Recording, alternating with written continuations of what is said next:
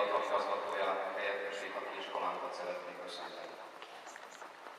Teraz poprosím pána inžiniera Olivera Kováča, zástupcu riaditeľa úradu Košického samosprávneho kraja, aby predniesol svoj pozdrav školy.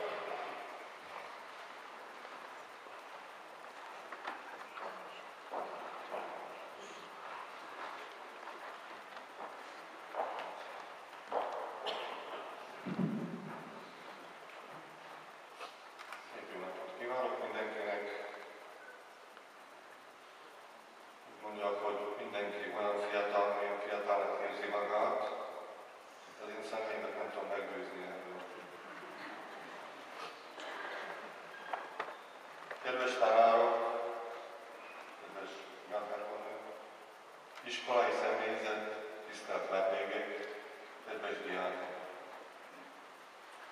A mai beszédemhez a Kassai kerületi önkormányzat szakemberei különböző statisztikai adatokat készítették az iskoláról, a demográfiai fejlődésről, tervezett változásokról, a középiskolák átalakításáról és a válság hatásairól.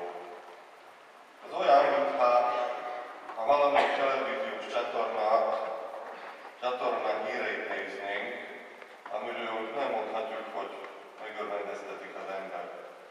Úgyhogy ezt a részt én ki is hagyom. Álljunk meg egy pillanatra, próbáljuk meg szépé tenni ezt a napot.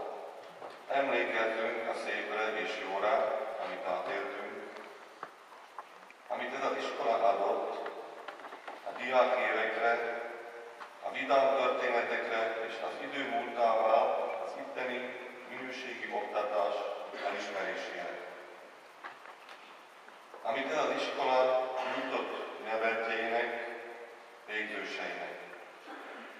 Ez az a nap, amikor a tanároknak érezniük kell, hogy munkájuk elismerésre talált. Ez az a pillanat, amikor fáradozásikért őszinte szívvel köszönetet mondhatunk. Az iskola alapításának 140. évfordulóját ünnepeljük.